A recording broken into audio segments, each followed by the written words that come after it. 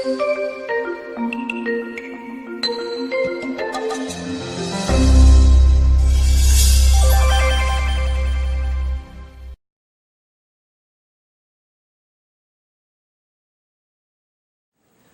is here. Narito ang Panginoon, kapiling natin. And when God is here, can healing be far away? Ang ating pag-aaral ngayon, pinamagatan natin, how to get well. Paano ba gumagaling mula sa ating maraming mga karamdaman? Salamat Panginoon dahil narito kayo. Hindi lang kayo nasa aming paligid, nandun kayo, nandito sa aming puso. Kaya nais namin, Panginoon, magpalinis sa inyo nang walang maging sagabal sa inyong presensya at pagpapala. Kaluguran niyo po kami, Panginoon, patawarin niyo po kami sa aming mga kasalanan, linisin kami at paging dapating lumapit sa iyong banal na harapan upang kayo'y purihin, dalhan ng aming mga handog, ng aming mga offerings, pasalamatan, sayawan, awitan at hingan ng pagpapala. Nawa, Panginoon, kayo na aming magulang, kayo na aming creator and sustainer, ay magkaroon ng kagalakan sa aming pagsamba. At kayo naman, Panginoon, ay magbigay ng mga biyaya, lalo kagalingan, sapagkat kayo lang aming hinihingan, kayo lang aming inaasahan, kayo lang aming tinatawagan. Our God, our Creator, our Father in heaven, our Sustainer and our Savior, we commit this time to you, asking you to speak to your people. Let your words be our healing, and may our healing be used to glorify your name. Protect us from lies and falsehood, from all untoward events, O God. Protect us from evil men and evil spirits. May your peace reign in our hearts, strengthen our bodies, O God. Sharpen our minds. We like to learn from you. Be our teacher. In the name of Jesus, your Son, we pray. Amen. John 9, 1 and 2. As Jesus went along, he saw a man blind from birth. His disciples asked him, Rabbi, who sinned, this man or his parents, that he was born blind? Rabbi ang tawag sa kanya nung una bilang isang guro. Habang siya naglalakad kasama kanyang mga disipulo, may nakita silang isang lalaking bulag mula ng isilang. Hindi lang siya nabulag dahil may nangyari, isinilang palang bulag na siya. At napaka-interesting ng tanong. Sabi, guro, sino po ang may kasalanan? Bakit bulag yung taong yan? Siya ba? Dahil siya itong nabulag? O mga magulang ba niya? Dahil pagkapanganak pa lang, bulag na. So he was blind and it was a very grave condition. Mahirap mapuwing, mahirap lalong mabulag. Napakahirap nung hindi ka nakakakita, lalo total yung iyong blindness. And it was from birth, a very long time. And of course, it was considered incurable. At ang tanong, who sinned? We will notice here that physical illness is being blamed on spiritual deficiency. Ganon ka-espiritual ang pananaw ng mga tao na maging ang mga kasakitan at mga kapansanan na pisikal, ang kanilang pinaniniwala, ang pinagmulan ay kakulangang espiritual. John 9:3, neither this man nor his parents sinned, said Jesus, but this happened so that the work of God might be displayed in his life. A baffling answer. Sabi niya, hindi siya ang nagkasala dito. Sa kasong ito, hindi rin ang mga magulang niya. So the widely held belief was disproven na pagka mayroong sakit, therefore may kasalanan. O pag nagkaroon ng kasalanan, therefore magkakaroon ng sakit. The widely held spiritual and natural law was challenged. Na pagka mayroong spiritually wrong with a person, magkakaroon siya ng naturally wrong condition. The very terrible condition was no one's fault, sabi ng Panginoon. At lalong mahiwaga, sabi niya, it was for God's exhibit. It was the man's condition, and the man's condition was to serve a divine purpose. Sabi, walang may kasalanan kaya siya ganyan. Niloob ng Diyos na magkaganyan siya para sa isang malaking kapakinabangan ng iba. The man had been suffering, yet it was to be for God's purpose. It was for the benefit of many people. Hindi naman bago sa atin ang konsepto ng sacrifice. Ang anak nga ng Diyos na sacrifice, walang kasalanan, pero hindi lang nabulag, namatay, pinatay sa napakasakit na paraan para sa ikabubuti ng marami. Sacrifice, a sacrificial lamb, the concept of sacrifice is deeply ingrained in Jewish and Christian doctrine. Ano ba ang isang practical na leksyon para sa atin yan agad-agad? Don't always ascribe problems to sin. Hindi ko may sakit ang isang tao, may problema, nalugi, nasunugan, iisipin mo agad, siguro may kasalanan. Pwede mo rin isipin, baka naman talagang nagkataon lang, tulad ng sinasabi ni Solomon, sabi niya, nagkakataon. A time and a season for something. Kung minsan naman, pwede mong isipin, parang si Job. Kasi yung tatlong kaibigan ni Job, nung dilu-dilubyo ang buhay niya, matapos makidalamhati sa kanya ng ilang araw, sinabi na, aminin mo na may kasalanan ka, siguradong napakabigat ng kasalanan mo kaya nagkaganyan. At lalong bumigat ang pakiramdam ni Job dahil sa halip na ginhawa ang kanyang makuha sa mga kaibigang nakiramay, pag-uusig ang kanyang tinamo. Baka mamaya may inuusig tayong very righteous person. So don't always blame people for their problems. May problema na nga, sisisihin mo pa. Don't always moralize. Hindi lahat ng bagay merong moral dimension. Meron pala, katulad nito, exceptional case, although kadalasan meron na moral dimension, pero hindi lagi. At kung meron tayong hirap na nadarama, ano man ang katumbas itong pagiging bulag mula pagkabata, find godly use for it. Find godly use for your weakness, for your illness, for your disability, and pray for deliverance.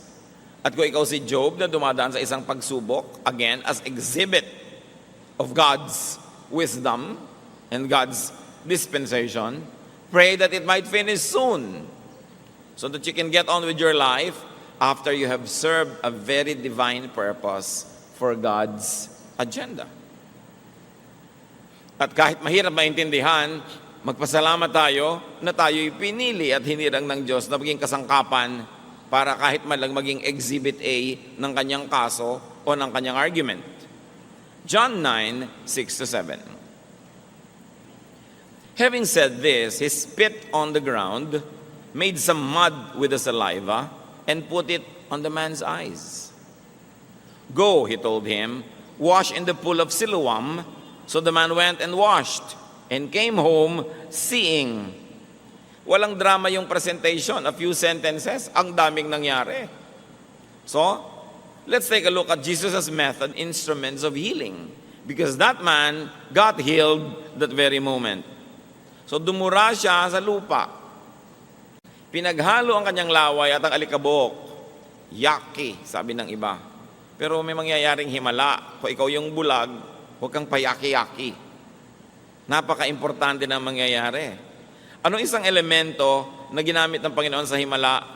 Yung mismong galing sa Kanya, His element, His spittle.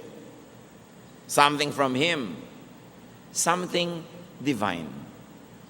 Yun ang pinagsimulan ng lahat. Tulad ng lilikhain ng Diyos, ang unang tao, something from Him, yung spirit niya. Anong ginawa niya? Hinalo niya sa alabok. Naging tao. Ngayon, nung hinalo ni Jesus, yung galing sa kanya, sa alabok, hindi naging tao, naging putik. Pero di ba ang tao ay dinidescribe din na putik? So you see the pattern of creation and recreation. When God the Father created the first human, yun ang ginawa niya. Now, Jesus was going to recreate the life of this man. Because he was born like that, he had to be born again in another dimension. Kailangan maging iba siya. Once more ang elemento, galing muna sa kanya, and then he spit on the ground an element from the earth. Pattern yan sa Biblia. Pinaghahalo yung galing sa taas at galing dito sa baba. Something common, something profane, being dignified by something divine. So he made mud from his saliva and dust. Ano ang pamamaraan ng Panginoon na ito sa pagpapagaling? mixture of things. Pinaghalo from above and from below. Very interesting. From the sacred and what you might call the profane or the base. From napakalinis to napakarumi, from dakila at banal to ordinaryong alikabok. From the spirit to the physical to the flesh. There was a wedding. There was a union of heaven and earth. Doon sa isang kimpal ng alikabok na yon na naging putik, handun yung buong universe. The element of creator and creation. All in just a tiny bit of mud. Tulad sa creation, now there's going to be recreation. Why did the man need that? Because he, or at least his eyes, had to be remade, recreated, reborn. And what did the Lord do? Anong ginawa niyo doon sa putik? Ikinulapol niya sa mata ng pasyente. Hindi sinabi kung nakapikit ang pasyente nung inilagay ang putik o kung nakadilat. Basta inilagay. So what was the Lord's way? Contact. There was a meeting, a joining together. Napakahalaga ng contact ng human at ng divine, ng flesh at ng spirit, ng earth at ng heaven. Kaya nung ipininta ni Michelangelo ang creation, ang artistic interpretation niya, ang Diyos Ama at ang tao nag-touch ang mga daliri. Something from heaven to something from earth, pinag-join, dun lang nagkaroon ng tao. Kaya yung tao may divine at mayroong profane. May spirit at may katawan, may banal at may putik na magkahalo. And the Bible says that God remembers that we are dust. Kasi kung minsan, ang lagi lamang na inaasahan that we are spirit, ang taas-taas ng ekspektasyon, and then God remembers that we are dust. Ay, oo nga pala. There is union. At ano pang ginawa ng Panginoon para magkaroon ng kagalingan? He spoke. There was God's word in the brew. May putik, may laway, may salita. Kumbaga yung salita, very spiritual kasi walang katawan, hindi mo nakikita tulad ng espiritu. Nagsalita siya. Sabi niya, pumunta ka, maglublob ka, lumusong ka doon sa paliguan sa Siloam. Psalm 107 verse 20, He sent forth His word and healed them. Ang salita ng Diyos nakakapagpagaling. Salita pa lang, naririnig mo pa lang, gumagaling ka na. Kung nakabukas, hindi lang ang iyong tenga, kundi ang iyong isip na pinupuntahan ng tenga mo.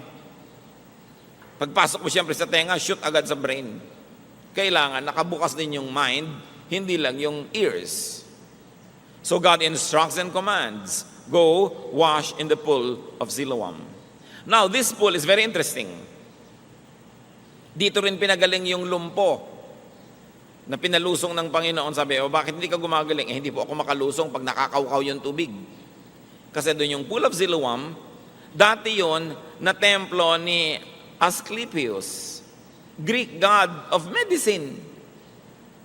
Alam niyo naman ang Greek culture, very prevalent sa Mediterranean at part niya ng Israel. At ang sibilisasyon na ito, na kinokopya ng Roman civilization, ay nakatanim yung kanyang mga maraming marka sa lahat ng lugar. So there was this temple to Asclepius, the Greek god of medicine. At may tubig doon. Dati nasa labas ito ng lungsod. Pero ang ginawa ni Herod Agrippa, nung pinalaki niya ang lungsod, pinalabas niya yung wall, inextend niya yung mga pader, napalagay sa loob ng city, yung pool na yun. At maraming nagpupunta doon may sakit. Sapagkat paminsan-minsan, biglang kumukulo yung tubig na hindi mainit, parang kinakaukaw, bumubula, parang hinahalo mo. Doon naglulusungan lahat yung mga tao para gumaling. At yung unang lumusong, siya yung gagaling. Kaya hindi ngayon makalusong-lusong si paralitiko dahil nauunahan siya lagi. Kaya sabi ni Lord, hindi ka pala makalusong, buhatin mo na lang yung higaan mo, tumuwi ka na at gumaling. Doon din nangyari sa pool na ito. At sabi ng Panginoon, o pumunta ka doon sa Pool of Siloam, at doon mo hilamusan yung inilagay kong putik sa'yo. Pumunta yung lalaki, masunurin, gumaling. Ang isang tanong, bakit naman pinapunta pa ni Lord yun? Pool na ni Asclepius yun, isang Greek god, isang pagan god. Ano pa ang pwede nating isipin mga kapatid, na hindi naman talaga kay Asclepius yung pool. Talagang ginagamit ng Diyos yun na pampagaling, akala lang ng mga tao kay Asclepius, kaya siya yung napapapurihan. Pero ang totoo, sa Diyos Ama sa langit yun, nagkaroon lang ng branding. Kasi ang Diyos lang naman ang healer, walang iba. Satan comes to steal, ano pa? Kill and destroy. Sabi ni Lord, I came that you might have life and have it abundantly. Only God heals. So kung nakakapagpagaling, galing sa Diyos. Nabigyan lang ng credit ang iba. Ang mga Kristiyano naman, takot na takot na, huy, baka sa iba yan, baka galing sa demonyo. Nagpapagaling ba naman ang demonyo? Ba't ka naman natatakot dyan? Baka galing sa Diyos, kaya lang napagkamalan na kung kani-kanino galing, hindi ibig sabihin nun hindi mo na pwedeng gamitin. Kaya nga natin nire-redeem because the earth is the Lord's and everything in it. At ang Panginoon na mismo, ang kinakitaan natin yan. Kung merong lugar, merong proseso, may panalangin na ina-ascribe, ibinibigay yung credit sa iba, reclaim it in the name of God who created the universe and benefit from it. Hindi iwas ka ng iwas, ang nakikinabang tuloy, mga iba lang, yung mga mananampalataya, hindi tuloy makinabang. So pinapunta ng Panginoon dito sa pool na ito, yung lalaki, naghilamos at voila, gumaling. Interestingly, Jesus did not discredit and even used the pool. Kung lagi kang i-discredit, sabi, uy, huwag na tayong gumamit ng gong, nagamit na yan sa pagtugtog sa mga anito. O edi gamitin natin sa pagtugtog sa Diyos. Kung nagkaroon ng maling gamit, ituwid natin, pero alangan man di ka na gumamit, kanila na. Ano sila? Swerte. Sabihin natin, huwag na natin gamitin yung mga nagamit na ng mga tribu, nagamit na ng mga pagan, kasi kanila na yan. Abe, pagka hindi mo ginamit ang anumang nahipo ng mga pagan, wala nang natira sa atin. Kaya yun ang konsepto ng cultural redemption. Inaangkin natin dahil alam natin sa Diyos yan, nakihiram lang yung iba, alangan namang kanila na. So, be careful in judging miraculous situations. In judging what people might even consider as miraculous places or things. Be careful with religious branding. Walang brand ang Diyos. Siya ang brand. Kaya hindi mo sinabing, ay, pagan place yan. Ay, ito Christian place. Tapos tinatawag pa ng iba yung Israel, Holy Land. Walang ganon. Lahat ng hipuin ng Diyos, holy, in or outside of Israel. Lahat ng angkinin natin para sa Panginoon atin because the earth is the Lord's. And there is only one God, Creator. Ano pa ang pamamaraan ng Panginoon at instrumento ng himala? Sa istorya, you see here that the patient obeys God. So man's obedience is important in healing. Sabi ng iba, nasa Diyos ang awa, nasa tao ang gawa. Totoo. Naawa si Jesus, pero pinagawa din yung tao. Una, hindi siya nagreklamo na nilagyan ng putik yung mukha niya at mata. Meron siyang ginawa.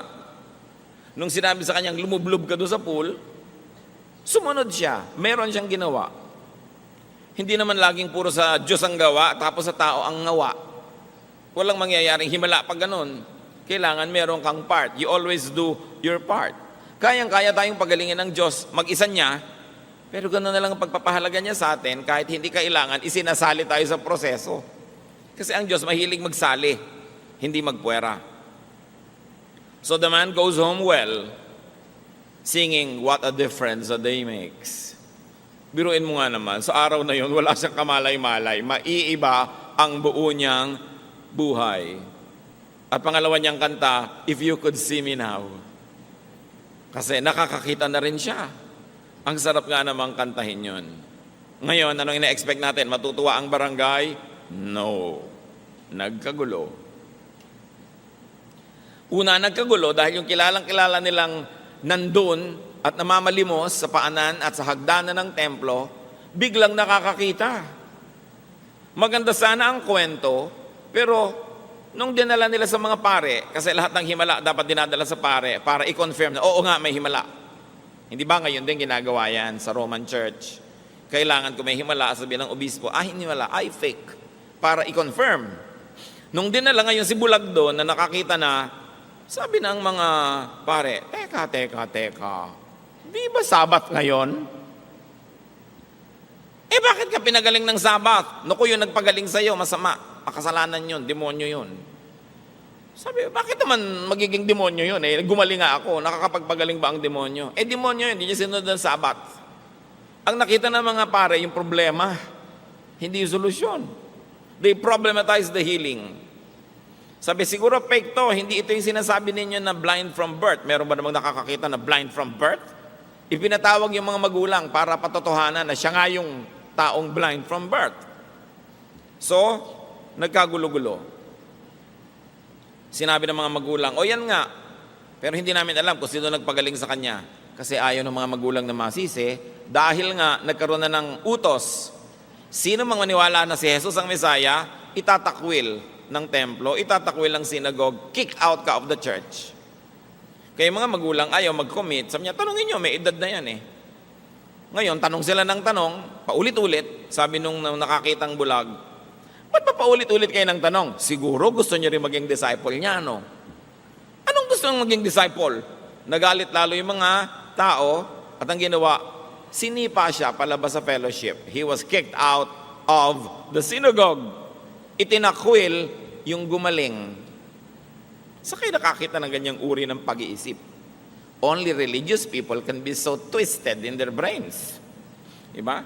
Ang pinaka-twisted ng mga tao sa balat ng lupa, hindi mga kriminal, hindi mga prostitute, mga relihiyoso, mga panatiko na sobra na ang pagkakapilipit ng kanilang pananalig, wala nang tama kundi sila lang. Wala nang mabuti kundi sila lang at lahat demonyo na. Hindi na nakakakita ng mabuti, ang laging iniisip, technicality, yung mga batas ng relihiyon at mga tradisyon. Kaya napakahirap kasama sa buhay ang mga relihiyosong tao. Napakakikitid ng mga utak, ang liit ng mundo at lahat demonyo sa tingin. Huwag niyo kong kontrahin dahil yan ang nasa istorya. Kaya ang Panginoon, inilalabas niya yung mga tao mula sa pagkakabihag ng relihiyon. Kasi nabihag na. Hindi na yung Diyos ang itinuturo, yung tradisyon na, yung mga reglamentos na, mga nakaugalian na, dumami na ng dumami yung bawal. John 9:35-41. Jesus heard that they had thrown him out, and when he found him, he said, "Do you believe in the Son of Man?" "Who is he, sir?" the man asked. "Tell me so that I may believe in him," the man asked. Jesus said, "You have now seen him. In fact, he is the one speaking with you." Then the man said, "Lord, I believe," and he worshiped him. This is one positive case of to see is to believe. Nakakita talaga siya, nanalig tuloy. Madalas to believe is to see. Pero siya, to see is to believe. Pero ang totoo, meron ng naunang belief. Kasi kung wala naman siyang paniniwala, hindi siya magpapalagay ng putik at hindi siya lulusong doon sa tubig. So may konting pananalig, at yung konti na yon, naging capital niya, sinunod niya, kumilo siya ayon sa konting pananalig, at dahil doon, napaghimalaan, nagkaroon ngayon ng malaking pananalig. So it still begins with faith. Jesus said, "For judgment I have come into this world, so that the blind will see, and those who see will become blind." Ngayon natin nakita kung bakit sinabi ng Panginoon na yan ay bulag para sa ikaluluwalhati ng Diyos. Kasi may important statement na gustong gawin ng Panginoon, kailangan ng audiovisual aid. Kailangan ng exhibit. Sabi niya, dumating ako, may dalang paghuhukom. Ang mga bulag makakakita at ang mga nakakakita magiging bulag. Sinong tinutukoy niya? Lahat ng mga spiritually blind pero willing to acknowledge their blindness, they will see. Pero yung mga akala nila spiritually magagaling sila, marurunong, maaalam, nakakakita, pero hindi nila kikilalanin si Jesus, sila ang magiging malinaw na bulag. Sabi niya, ang pagdating ko dito ay magbibigay ng mga reversals. Magkakapalit-palit ang mga sitwasyon. Ang bulag, tulad mo, makakakita. Not only physically, but also spiritually. Kasi nakita nyo, hindi lang nakakita yung tao physically, nakita niya yung katotohanan kung sino si Jesus. Naniwala siya. At sabi niya, yung mga dilat, mga mulat, iyon ang mabubulag. Kasi ang yabang-yabang nila, akala nila, alam na nila, hindi na sila willing magpaturo, ayaw na nilang magbago ng isip. Maraming ganyan, mga spiritually blind. Kasi akala nila, they see. Binubuksan mo pala yung Bible, huwag mo nang buksan yan, Ayoko, hindi na ako magpapalit ng paniniwala. Ayoko na. Nakasara. Kasi akala nila, alam na nila. Yun ang tinutukoy ni Jesus. Yun ang makikita niyong bulag talaga. So the exhibit was clear, the message was crystal clear. And now we see God's purpose in the blindness of this man. Some Pharisees who were with him heard him say this and asked, "What? Are we blind too?" Jesus said, "If you were blind, you would not be guilty of sin. But now that you claim to see, your guilt remains." Makabuluhang mga pangungusap. Sabi ng mga nakikinig, bakit? Kami ba tinutukoy mo? Kami ba ang pinaparinggan mo? Parang may gusto ka yata tumbukin. Ibig mong sabihin, bulag kami? At yung bulag na yan ang nakakakita? Hindi kami bulag, Nakakakita kami. Ang linaw. Marunong kami, aral kami, bihasa kami. Sabi ng Panginoon, dahil sinasabi nyo ngayon na bihasa kayo at marunong kayo, then you will be held accountable. You will be held liable to judgment. Kung sana sinabi niyong mangmang kayo, nagkamali kayo dahil sa kamangmangan, you will not be declared guilty. Pero sinasabi niyong marurunong kayo, pangatawanan nyo yan. Malaki ang ibabayad nyo kasi nagkakaroon kayo ng willful disobedience. Kahit sa court of law, syempre, iba naman yung homicide, iba yung murder. Iba yung iniisip mo 3 weeks ago na papatayin mo yung tao at iba yung nagulat ka, bigla mo siyang tinusok ng thumbtacks na matay. Diba? So, iba yung murder, iba yung homicide. Iba ang pataw na parusa. Ngayon, iba yung spiritually, mangmang ka kasi, kaya kung ano na pinagagagawa mo, at inaamin mo namang mangmang ka, kesa yung ang runong-runong mo, ayaw mo nang makinig, you will be held accountable for everything. This is a case where ignorance is really an excuse. No? And this is where a case where knowledge means condemnation. So what else is the method and element of the Lord? So, nagkita, muli sila. Style ng Panginoon yun papagalingin ka, tapos mawawala siya. At paglubos mo nang naunawa yung kahulugan ng pagpapagaling mo, magpapakita siya uli sa'yo. He gives you time to process what happened to you. So Jesus revealed Himself more to the healed patient. Nakita muli sila. And what is God's style here? The Lord's style? More and progressive revelation. Hindi naman nagpapakilala ang Diyos sa isang iglap. Ting! Tapos kilala mo na buong buo. Dahan-dahan. Pero ang susunod na level ng pagpapakilala niya, depende sa level ng kahandaan mo na maunawa yung mas mataas na katuruan. So dati, pinagaling lang siya. Jesus was only a healer. Ngayon, nagkita uli sila nung tinanong ng Panginoon, naniniwala ka ba sa anak ng Diyos, sa Messiah? Sabi, sino po ba siya para mapaniwalaan? Ako. Kaharap mo na nga ako. Naniniwala po ako. And he worship. No? Ngayon, nagpakita si Jesus. Dati, nagpadinig lang. Faith comes from hearing. Yung bulag, nadinig niya, ang utos ni Jesus, sumunod siya, at dahil doon, nakakita siya. Nakinig muna bago mamulat. Sumunod muna sa nadinig, bago lubos na nakita si Jesus. And so the miracle only served as a catalyst, as a beginning, as opening for more blessings, for the greater sight, and that is to know Jesus as the Messiah, as the Lord. Hindi yung napaghimalaan ka na ng Diyos, hindi ka na uli sumipot dahil napaghimalaan ka na, nakuha mo na yung gusto mo. Yung pala may kasunod pa at mas mataas na uri ng mga pagpapakilala, hindi mo na na-avail. But this man was able to get the additional blessings. Those that believe will see. 2 Corinthians 5:7, we live by faith, not by sight. Sa pananalig, hindi lang sa nakikita, hindi lang sa naaabot ng isip at ng reason. So the recipient of blessing gets to know and then worships Jesus. And this is a great element of the Lord's touch, worship. Worship by the beneficiary seals the transaction and the healing. Yung babaeng dinudugo na gumaling dahil palihim niyang hinawakan ng laylayan ng damit ng Panginoon, hindi pumayag ang Panginoong Hesus na gano'n na lang. Sabi niya, sinong humipo sa damit ko? Naramdaman ko, may kapangyarihang lumabas sa akin. Lumipat doon sa babae. May contact na naman, nakita ninyo. Laging may contact. Sabi ng mga disciples niya, ang dami-daming tao, paano naman natin malalaman ang dami naman humihipo sa inyo. Pero nakilala ng Panginoon yung hipo na may pananalig kaysa sa hipo na uzi lang. So yung babae inamin, ako po, patawarin niyo po ako.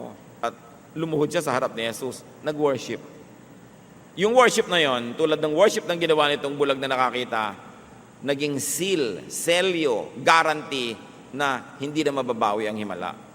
Sabi ng Lord kay babae, sige, umuwi ka na, galing ka na. Ang totoo, kanina pa galing. Pero ano ibig sabihin galing ka na? Nakita natin, talagang galing ka na. Na seal. Kung kayo napaghimalaan ng Panginoon, hinipo, pinagpala, pinagaling, aba dapat, worship ang ending nun. Hindi lang thank you, worship talaga. Because, kumbaga, doon kayo nagkapirmahan ng kontrata ng Diyos. Signed, sealed, delivered ang usapan. Kailangan ng ending talaga worship. Worship, of course, doesn't only mean attending a formal event, but righteous living. Yung paralytic na pinagaling ng Panginoon, nung makita niya nung susunod na mga araw, sabi niya sa John 5:14, see, you are well again. Stop sinning, or something worse may happen to you. Yun, na paralitiko dahil sa kasalanan. Kaya sabi ng Panginoon, kita mo na, galing ka na. Huwag ka nang babalik sa kasalanan mo at malamang na mas masahol pa sa dati mong sakit ang dumapo sa'yo. Pero nandun siya, sa sila nagkita sa temple, nag-worship. Ganun talaga dapat. Pag tumatanggap ka ng pagpapala, sasamba ka. Pagsambang formal, attending temple, and pagsambang lifestyle, righteous living. Ano-ano mga application ang pwede nating mapala dyan? That blindness and illness and weaknesses can be great projection screens of and openings to experience God's power. Kung meron kayong weakness, sakit, problema, pag pinayagan nyo ang Panginoon mag-project ng mensahe doon, mababasa ng mundo ang mensahe niya, magagamit sa mabuti ang inyong pagkakasakit, at pag nagamit na sa mabuti, kagaling na kayo. Katulad ng pilay na pinalakad, yung kanyang pagkapilay ang nagpaliwanag sa tao kung sino si Jesus. Katulad ng alak na naubos, problema, dahil naubos yun, nakilala kung sino si Jesus, naghimala siya. Itong taong bulag, dahil siya'y bulag, nabigyan tuloy ng paningin, nakilala si Jesus. Kung dati ka nang nakakakita, di walang makikita na ginawa sa iyo ang Panginoon. Kaya kadalasan, mas maganda yung mga patotoo ng mga taong galing talaga sa pinakamadilim at pinakamaruruming pusali. Kasi nakita kung paano sila nalinis. It is about turning a disadvantage into an advantage. Kaya sabi ni Paul, alam nyo, ang dami kong kapintasan, ang dami kong problema, ang dami kong paghihirap, pero lahat ng yan, ginagamit kong screen para makita ang luwalhati ng Diyos.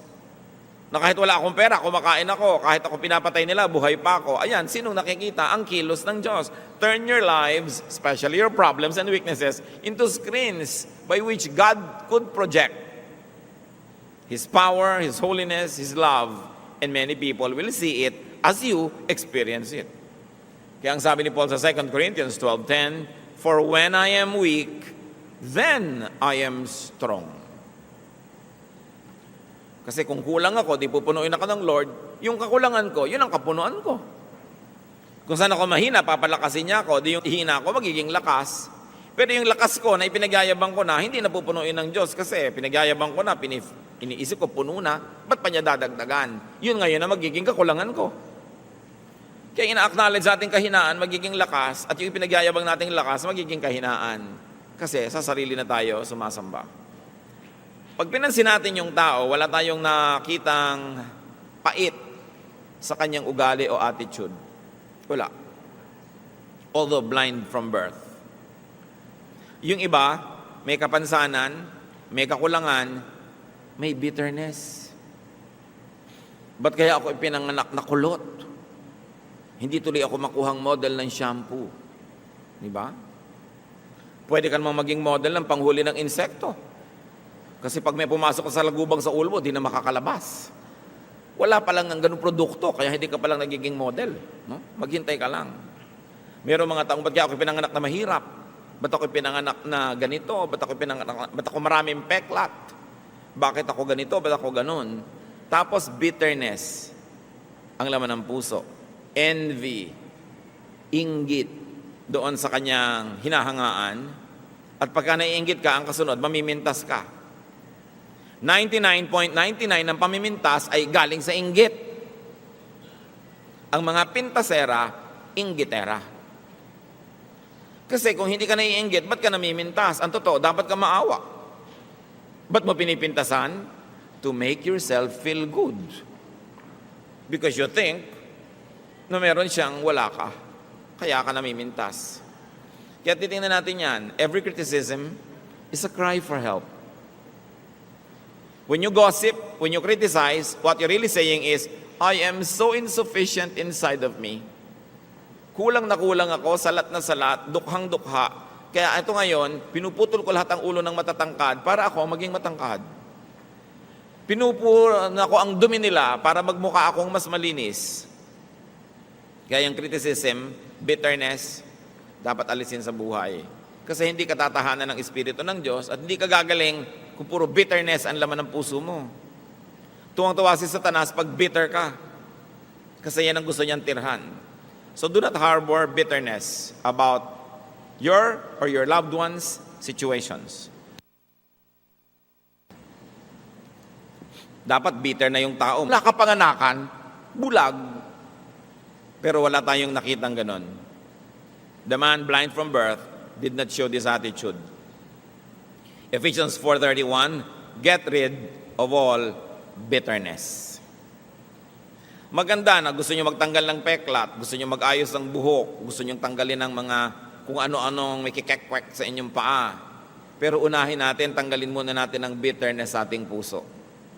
Mabigat dalhin at lahat ng blessing na dumadating sa inyo tumatalbog kasi para kayong merong shield rejecting God's blessings, and that could be bitterness. Dapat yan bunutin because bitterness contradicts God's blessings. Now, as we have seen, healing can come about when divine elements like Jesus' saliva, divine power like God's word and God's spirit mix with earthly instruments like the dust, or call it medicine or call it technique. Pag yung galing sa Diyos, nakiisa dun sa elemento ng earthly life and then touch the sick person's weak or sick body parts or spiritual illnesses, the patient receives God's touch. The patient hears and obeys God's prescriptions and commands. Nagkakaroon ng healing pag yung power ng Diyos ay nakakapartner ng ating kahinaan. Pagka yung kanyang pag-ibig nakakapartner ng ating pangangailangan. Pagka yung kanyang kapangyarihan ay pumapasok sa earthly dimensions. The saliva of Jesus mixing with dust. The Spirit of God mixing with dust. The Word of God getting into our brains, which is matter, and spirit. Kasi ang layo ng nararating yan, beyond the skull, nagkakaroon ng himala. Think about that. Paano isisilang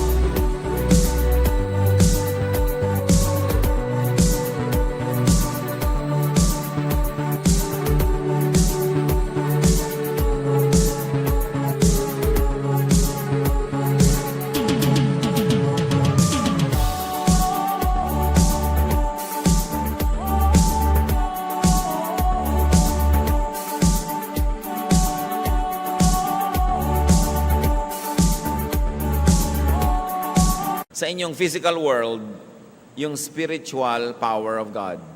Tulad ng paano isinilang si Jesus sa physical world, samantalang siya ay galing sa kabila at siya ay espiritu ng anak ng Diyos. Kailangang isilang sa inyong buhay yung hindi nakikita, hindi nahihipo na kapangyarihan ng Diyos. We've got to allow the invisible power of God to be incarnate in our lives. Paano nyo gagawin yon? Isipin nyo at ipanalangin. Personal yan na pagsisikap. Ngayon may tanong. Bakit daw ang daming naboborn again, nagba-Bible study, lumalapit sa Diyos, kasi lang may problema? Sabi pa nga ng iba, yung religion naman, saklay lang yan, crutch lang yan, ng mga may kapansanan, ng mga may pangangailangan, ng mga mahihina, ng mga walang pag-asa. Salamat! May napupuntahan yung mahihina, yung mga walang pag-asa, at yung may pangangailangan. Kasi kadalasan mga kapatid, di ba pinag-usapan natin yung contact point? Yung lugar at panahon na ang Diyos at ang tao ay nagkakadikit, kadalasan, nabibigyan lang natin ng puwang na dumikit sa atin dun sa lugar at oras ng ating pangangailangan. Bigla kang nawala ng brake habang nagdadrive ka sa Cannon Road, bigla kang nagdasal, nagka-contact point. Pero kung wala kang problema, siguro, kanta ka lang ng kanta, tugtog ka ng tugtog, pero wala kang dasal. Biglang nagkasakit ang nanay mo ng malubhang sakit. Eto ka ngayon, pray ng pray. Text pa ng text sa iba, ipag-pray yung nanay ko. Nagkaroon ng opening. Kasi maraming tao, mga kapatid, kung hindi pa malugi sa negosyo, masunugan, manganib ang buhay, magkasakit, maghirap, iwan ng nobyo, hindi maaalala ang Diyos. Hindi magbubukas sa Diyos, wala tuloy contact point. Ngayon, kung ang lusog-lusog nyo, ang yaman-yaman nyo, ang sarap-sarap ng buhay, tapos nakabukas ka sa Diyos, lagi ka rin nagdadasal, nananalangin, naglilingkod, nabubuhay ng maayos, yung contact point mo tuloy-tuloy, kaya hindi mo na kailangan maghirap o magdusa para mapalapit sa Diyos. Pero higit maraming tao, naaalala ang Diyos dahil humina o nangailangan. Contact point. Ang contact point ng mama na to, yung blindness. Yung iba, yung paralysis. Yung iba, yung gutom na gutom, pinakain ni Lord, nagkaroon ng contact point. Kayo mga kapatid, anong contact point nyo sa Diyos? Kailan kayo nagiging very godly? Pag marami kayong pera o pag wala? Kasi pag nagiging godly kayo, pag wala kayong pera, dadalasan ng Diyos na wala kayong pera. Di ba? Sabi, ang lapit-lapit ng anak ko na ito sa akin pagka walang makakain. Bigyan ko nga ito ng hanggang pinipig lang ng mga pagkain araw-araw para laging lumapit kasi miss ko na siya. Gusto ko siya laging kasama. Pero kung ang lapit-lapit nyo sa Diyos sa oras ng inyong kalakasan, ang lakas-lakas nyo, naglilingkod kayo, sabi ni Lord, lalo ko itong papalakasin kasi yun ang contact point. Ngayon, kung busy kayo, walang contact point kasi nawawala ang Diyos sa schedule nyo, anong ginagawa ni Satanas? Lagi kang ginagawang busy para talagang hindi ka na makakontak. Pero kung busy ka na, iaagaw mo ang Panginoon, sabi ni Lord, I will always bless. Yung business niya, magiging fruitful. Kasi hindi naman ako napupwera sa agenda niya kahit busy siya. Kung ang dami-dami mong pera, laging kasama ang Diyos sa plano, sa budget, kasama, malalong dadamihan ni Lord. Sabi niya, hindi siya nabubulag ng pera, hindi na ilalayo sa akin. Inilalapit pa nga, damihan ko nga. Alam niyo, kung gusto tayong pagpalain ng Diyos, wala namang makakapigil. Kung ayaw kayong pagpalain, wala rin makakapilit. Kasi Diyos siya. Kaya yung iba na ipinipintas sila, simba naman kayo ng simba kasi lang weak ang karakter nyo. Yun yung blind, na ina-accept ang blindness niya, yun ang makakakita. Pero yung ayaw sabihin, hindi ako weak, hindi ko kailangan yan, yun ang mananatiling blind. As we have seen very clearly in the story. No? Because of their weakness, when people surrender their weakness to God, that becomes the contact point. Huwag na nating antayin lagi tayong maging weak para kumontak. Pero kung weak na, we know that we have hope. Kaya inaawit-awit natin, God is here. Let the weak say, I am strong. Let the sick say, I am well, because God is here. Pero meron bang contact point? Meron bang opening? Kadalasan ang nagiging opening, halimbawa, umattend ka na isang Bible study, may nadinig ka isang kanta o may nadinig kang mensahe, pumasok talaga sa isip mo, hindi lang sa tenga, nagka-contact point. Kaya mahalaga, nagba-Bible study, nakikinig, because faith comes from hearing. Now, healing should reveal Jesus and should reveal God the Father. Healing should let the recipient know God more. Healing should lead to worship. What could be your loved one's illness? May mahal ba tayo sa buhay na mayroong physical, mental, emotional, or spiritual illness? O tayo ba meron? Huwag niyong hayaan yon na ipanghina ng loob niyo. Turn it into a blessing. Turn it into an empty screen ready to project God's light. Meron ba tayong mga kabiguan? Huwag niyong sobrang ikalungkot. Use it as a contact point with God.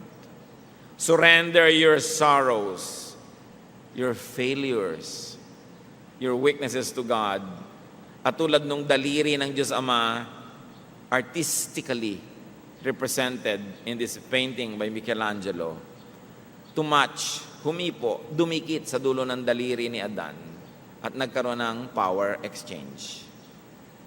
Lumipat kay Adan, lumipat sa tao ang Espiritu ng Diyos.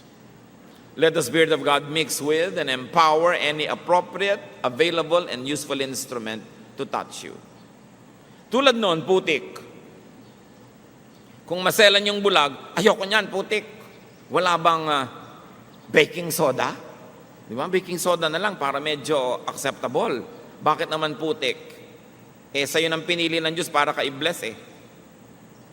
Ngayon, kung pinipili ng Diyos na i-bless, isang dating maruming tao na ngayon ay nagpapatotoo sa'yo at gusto kang dalhin sa Panginoon, nung sabihin, hoy, tingnan mo nga ang record mo bago ka magsalita sa akin. Hindi ka mabe-bless. Minsan gusto kang i-bless ng Panginoon sa isang pastor na walang pustiso. Hirap na hirap mag-pronounce lahat ng PF kasi walang ngipin. Ayoko makinig dyan. Tumatalasik ang laway, etc., etc. Kung doon kayo be-bless, ang selan-selan mo.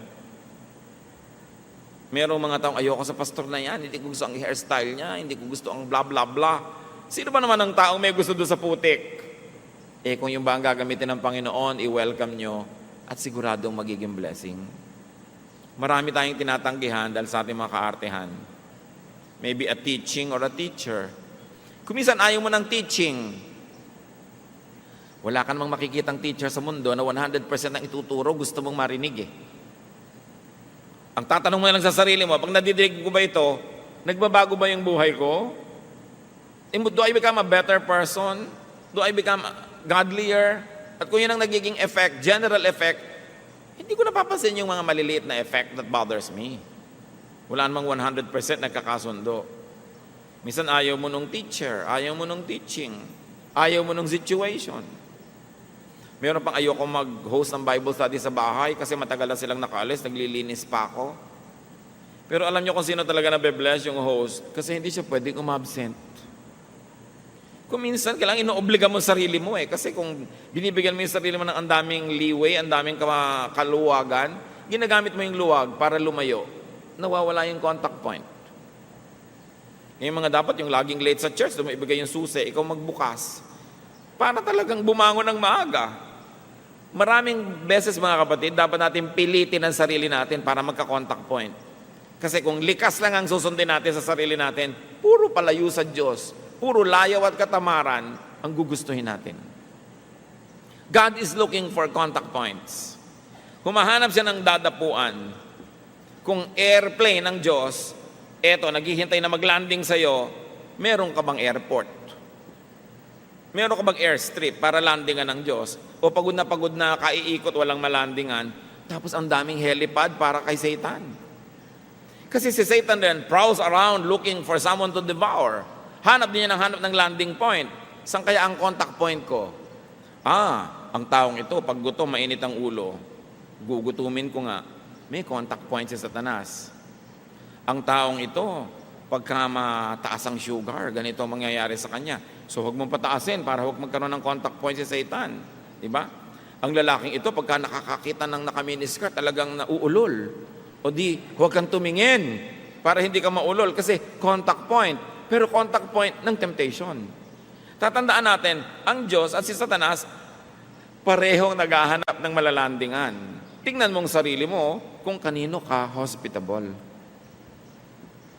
Sa mga lifestyle, sa ginagawa natin, sinong gusto natin maglanding? Madaliin malaman. Ingatan. Linisin natin ating mga sarili para tayo daluyan ng pagpapala ng Diyos. Tulad nung taong nakakita, dahil sa patotoo niya, marami siyang madadala sa Panginoon. 2 Timothy 2:21, if a man cleanses himself, he will be an instrument for noble purposes. Made holy, useful to the master, and prepared to do any good work. Now, kahit tayo marumi, nagagamit tayo ng Diyos kung gusto niya tayong gamitin. Kaya yung mga ibang worker, nalilibang, sabi nila, meron naman akong kasalanan, pero effective pa rin akong singer eh. Kahit may kasalanan ako, effective pa rin akong dancer. Effective pa rin akong teacher o preacher.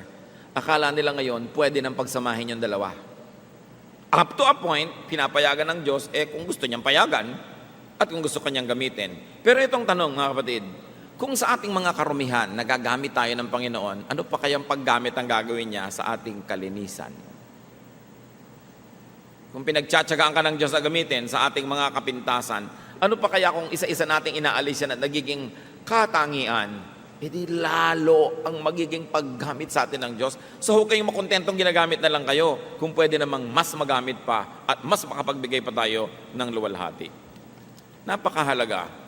Hear God's Word and complete the process of healing by having contact with God's instruments, by hearing God's Word, and obeying God's prescription.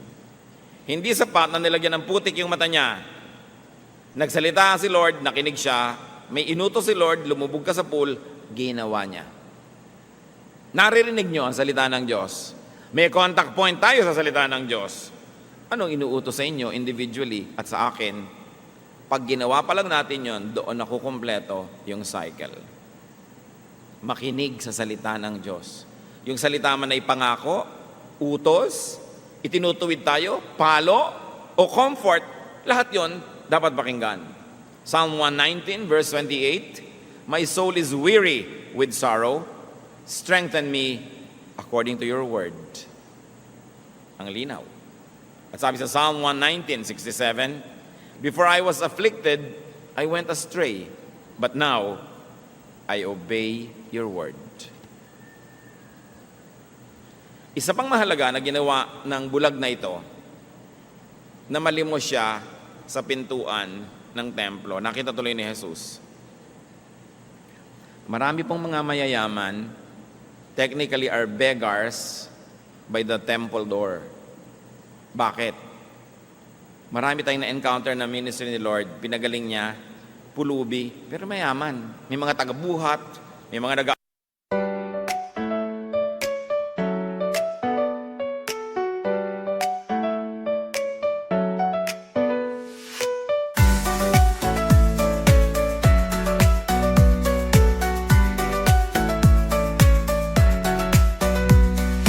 Raindrops falling down my face like tiny tears in a happy chase.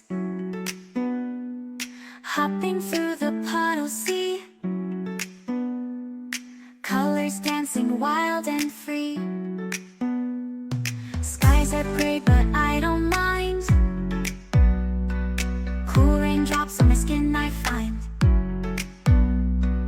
Kicking off my Saturday, watch the clouds just drift away. Rainbow in the rain, what a sight. Colors shining oh so bright. Dancing in the streets,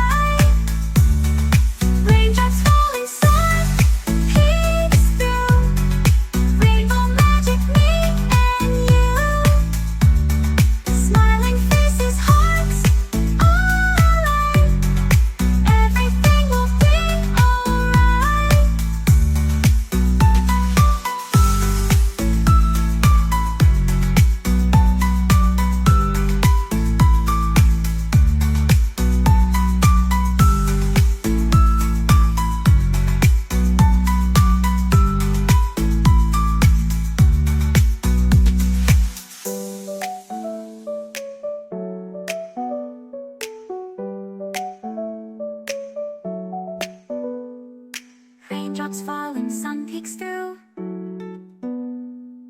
Rainbow magic, me and you. Smiling faces, hearts alight. Everything will be alright.